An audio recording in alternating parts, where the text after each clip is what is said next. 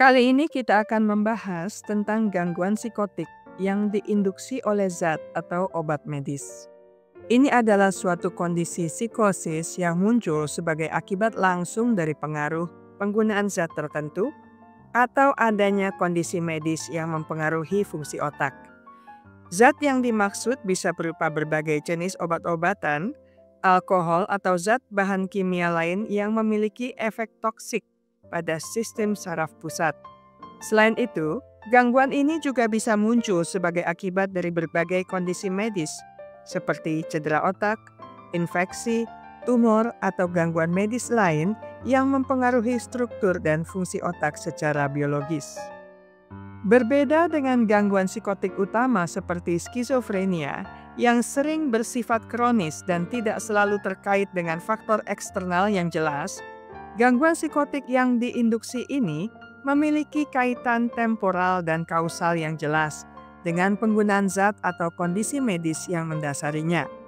Gangguan ini harus menunjukkan gejala psikotik yang muncul selama atau segera setelah penggunaan suatu substansi atau paparan zat toksik, ataupun saat atau setelah kondisi medis yang mempengaruhi otak terjadi. Dengan kata lain, gejala psikotik yang muncul secara langsung dipicu oleh faktor luar tersebut dan biasanya bersifat sementara, meskipun dalam beberapa kasus bisa berlangsung lebih lama atau menjadi menetap jika tidak ditangani dengan tepat. Salah satu ciri utama yang paling mencolok dari gangguan ini adalah delusi, yaitu kepercayaan yang salah namun sangat kuat yang dimiliki individu. Mereka meyakini sesuatu yang bertentangan dengan bukti nyata dan fakta objektif. Delusi ini bisa berupa keyakinan terhadap hal-hal yang tidak masuk akal, misalnya merasa dikejar atau diikuti orang lain, atau memiliki kekuatan atau identitas khusus yang tidak sesuai kenyataan. Kepercayaan ini sangat sulit diubah meskipun diberikan bukti sebaliknya. Selain itu, halusinasi juga merupakan ciri penting dari gangguan ini.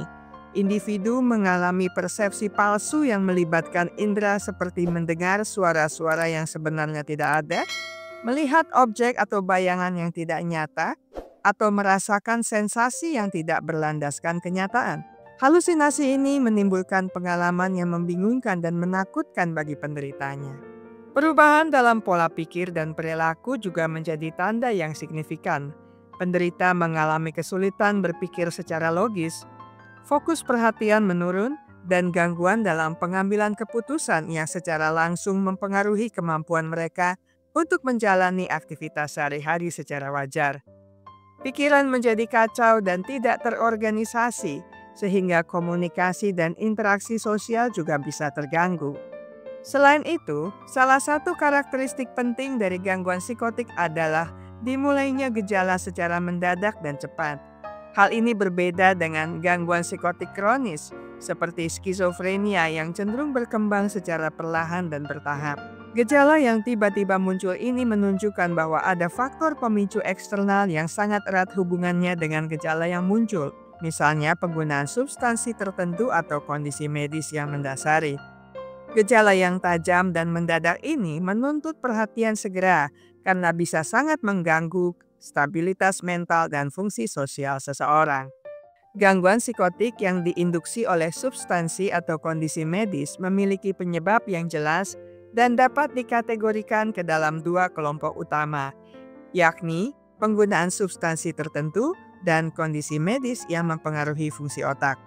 Dari sisi substansi, sejumlah zat berpotensi menjadi pemicu gangguan ini. Obat-obatan terlarang seperti amfetamin, kokain, ganja, dan LSD dikenal memiliki efek yang dapat merusak sistem saraf pusat dan memicu gejala psikotik. Amfetamin dan kokain misalnya dapat menyebabkan perubahan kimia otak yang ekstrim, sehingga memunculkan delusi dan halusinasi. Ganja khususnya bila dikonsumsi secara berlebihan atau oleh individu yang rentan juga dapat memicu episode psikotik sementara. Selain itu, alkohol juga memainkan peran penting dalam gangguan ini, khususnya ketika terjadi withdrawal setelah periode konsumsi berat yang kronis yang dapat menyebabkan delirium tremens dan psikosis. Tidak hanya zat ilegal, Obat resep seperti steroid dan antikolinergik juga bisa menjadi penyebab gangguan psikotik ini. Steroid tertentu yang digunakan untuk mengobati peradangan atau gangguan lain dapat mengganggu keseimbangan neurotransmitter di otak, memicu perubahan mood dan gejala psikotik. Obat antikolinergik yang biasa digunakan untuk mengatasi gangguan saraf atau penyakit Parkinson juga dapat menimbulkan efek samping psikotik, terutama jika digunakan dalam dosis tinggi atau pada individu yang sensitif. Dari sisi medis, gangguan psikotik ini juga bisa timbul sebagai konsekuensi dari berbagai kondisi yang mempengaruhi struktur dan fungsi otak. Stroke misalnya dapat merusak jaringan otak tertentu yang berperan dalam regulasi pikiran dan persepsi, sehingga dapat menimbulkan gejala psikotik. Tumor otak, terutama jika berada di area yang mempengaruhi fungsi kognitif dan sensorik, juga dapat memunculkan manifestasi psikotik. Infeksi otak seperti ensefalitis yang menyebabkan peradangan dan kerusakan jaringan saraf adalah sumber lain dari gangguan psikotik yang diinduksi medis ini. Selain itu, gangguan metabolik dan neurodegeneratif misalnya penyakit Alzheimer atau gangguan tiroid yang tidak terkontrol juga berpotensi menimbulkan perubahan kimia otak yang memicu gejala psikotik. Dengan demikian, penyebab gangguan ini bersifat multifaktor dan memerlukan diagnosis yang teliti untuk menentukan faktor pemicu utama agar penanganan tepat sasaran dapat dilakukan. Gangguan psikotik yang diinduksi oleh substansi merupakan kondisi yang relatif jarang, tetapi signifikan, terutama di kalangan pengguna obat-obatan rekreasional. Prevalensi gangguan ini di populasi umum diperkirakan berkisar antara 0,1 hingga 0,5%. Namun angka ini bisa jauh lebih tinggi dalam populasi yang secara aktif menggunakan narkoba dan zat psikoaktif lainnya. Hal ini mencerminkan keterkaitan yang kuat antara penggunaan zat tersebut dengan munculnya episode psikotik yang bersifat temporer atau kadang dapat menetap jika tidak ditangani dengan baik. Faktor risiko utama yang mempengaruhi munculnya gangguan psikotik ini berkisar pada beberapa aspek penting. Dosis substansi yang dikonsumsi sangat berpengaruh. Semakin tinggi dosisnya, maka risiko mengalami gangguan psikotik meningkat secara signifikan. Selain itu, lamanya penggunaan substansi juga menjadi faktor utama, di mana konsumsi yang berkelanjutan dan jangka panjang meningkatkan kemungkinan gangguan psikotik muncul karena akumulasi efek toksik di otak. Kerentanan genetik individu turut berperan dalam menentukan siapa yang lebih mungkin mengalami gangguan psikotik ini. Beberapa orang memiliki predisposisi biologis yang membuat sistem saraf mereka lebih rentan terhadap efek psikotik dari zat tertentu. Kesehatan mental sebelumnya juga menjadi faktor penting. Individu yang sudah memiliki riwayat gangguan mental lebih mudah mengalami gangguan psikotik yang dipicu oleh penggunaan substansi atau kondisi medis lain. Gangguan psikotik yang diinduksi oleh substansi atau kondisi medis memberikan dampak yang sangat signifikan dan luas terhadap kualitas hidup penyandangnya serta lingkungan di sekitarnya.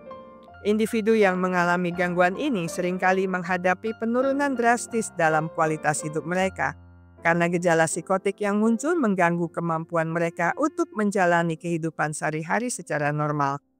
Aktivitas dasar seperti bekerja, belajar, berinteraksi sosial, dan mengurus diri sendiri menjadi sulit dilakukan akibat gangguan pikiran dan perilaku yang tidak terkontrol.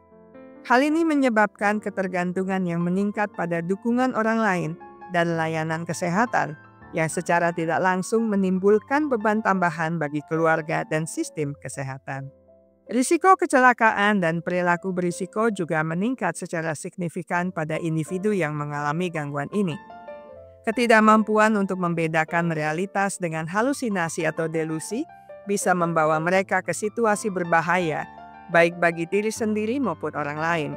Selain itu, potensi bunuh diri menjadi perhatian utama karena penderita sering mengalami tekanan, rasa takut atau putus asa akibat kondisi mental yang mereka alami. Konsekuensi ini menunjukkan betapa kritisnya gangguan psikotik ini terhadap keselamatan fisik penyandangnya. Dampak terhadap relasi sosial dan keluarga juga tidak kalah berat. Gangguan psikotik sering diiringi dengan perilaku yang tidak terduga dan sulit dipahami oleh orang-orang di sekitar, yang dapat menimbulkan konflik, kesalahpahaman, dan isolasi sosial. Keluarga dan teman-teman mungkin kesulitan memberikan dukungan yang tepat karena ketidaktahuan tentang kondisi atau ketakutan terhadap gejala yang muncul. Dampak ini bisa merusak jaringan sosial yang sangat penting bagi proses pemulihan dan kesejahteraan psikologis penyandang gangguan. Tidak kalah penting adalah beban psikologis dan finansial yang ditimbulkan oleh gangguan ini, baik bagi individu maupun keluarga.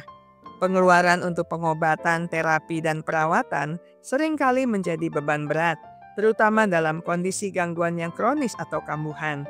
Kecemasan, stres, dan kelelahan yang dialami keluarga juga menjadi bagian dari dampak psikologis yang berkelanjutan, mempengaruhi kualitas hidup seluruh anggota keluarga. Ketika seseorang mulai menunjukkan gejala gangguan psikotik yang disebabkan oleh penggunaan zat atau kondisi medis, langkah pertama yang sangat penting adalah segera mencari bantuan medis profesional.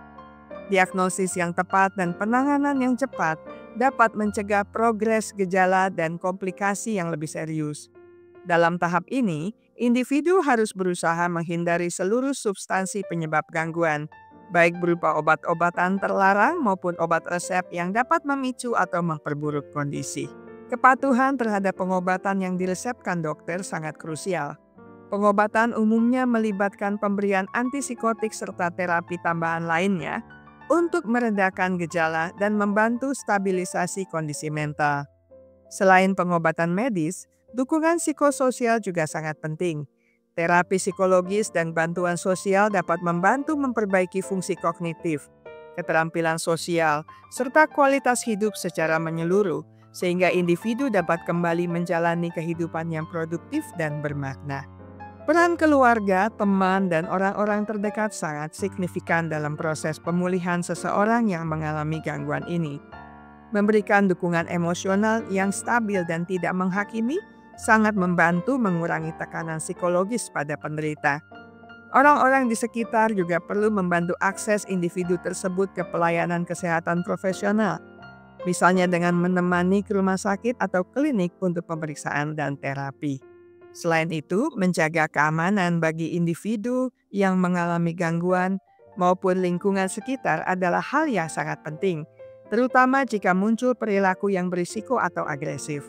Monitoring perkembangan kondisi juga menjadi tanggung jawab orang di sekitar. Dengan pemantauan yang baik, perubahan kondisi dapat dikenali lebih awal dan penanganan lanjutan dapat segera dilakukan. Jika memungkinkan, ikut berpartisipasi dalam rehabilitasi akan sangat mendukung proses kesembuhan dan mengurangi kemungkinan kambuh. Pencegahan gangguan psikotik yang diinduksi oleh substansi atau kondisi medis memerlukan pendekatan yang komprehensif dan berkelanjutan untuk mengurangi risiko terjadinya gangguan tersebut serta dampak negatif yang mungkin muncul. Salah satu langkah paling fundamental adalah edukasi masyarakat luas mengenai bahaya penggunaan substansi yang berisiko menyumbang pada gangguan psikotik, termasuk obat-obatan terlarang dan zat yang memiliki efek psikoaktif. Edukasi ini harus mencakup informasi tentang dampak jangka panjang penggunaan substansi tersebut terhadap kesehatan mental dan fisik, agar dapat meningkatkan kesadaran dan mendorong perilaku bijak dalam penggunaan zat-zat tersebut. Selain edukasi, deteksi dini terhadap gejala psikotik menjadi faktor penting dalam upaya pencegahan, terutama pada pengguna obat-obatan rekreasional atau individu dengan riwayat medis tertentu, seperti gangguan mental sebelumnya atau kondisi neurologis. Pemantauan secara rutin dan pengawasan yang cermat dapat membantu mengenali tanda-tanda awal gangguan. Dengan deteksi dini, intervensi medis dan psikologis bisa segera dilakukan sehingga mencegah perkembangan gejala menjadi lebih parah dan berlangsung kronis. Pengelolaan kondisi medis secara optimal juga sangat krusial dalam pencegahan gangguan psikotik yang berlandaskan faktor medis. Ini berarti diagnosis dan penanganan yang tepat terhadap penyakit yang berpotensi memicu gangguan psikotik seperti gangguan metabolik, infeksi otak, atau gangguan neurologis lainnya. Penanganan tuntas dan pengawasan medis secara rutin akan meminimalkan risiko komplikasi yang dapat muncul sebagai gangguan psikotik. Dukungan sosial dan intervensi psikologis bagi kelompok yang berisiko juga memegang peranan penting dalam strategi pencegahan. Melalui dukungan sosial yang kuat, individu dapat merasa lebih terlindungi dan didukung, mengurangi stresor yang kerap menjadi pemicu kondisi psikotik. Intervensi psikologi seperti konseling dan terapi perilaku dapat membantu memperkuat kemampuan coping individu sehingga lebih siap menghadapi tekanan dan menghindari perilaku berisiko. Saya selesai sampai di sini. Kita akan berjumpa lagi di minggu depan dengan video menarik lainnya. Terima kasih untuk kesetiaan Anda bersama channel Bahas Psikologi. Jika Anda merasa video ini bermanfaat, jangan lupa untuk like, share, dan subscribe untuk konten menarik lainnya. Ingat baik-baik, kesehatan mental Anda sangat berharga. Jagalah, pertahankanlah dengan sekuat tenaga.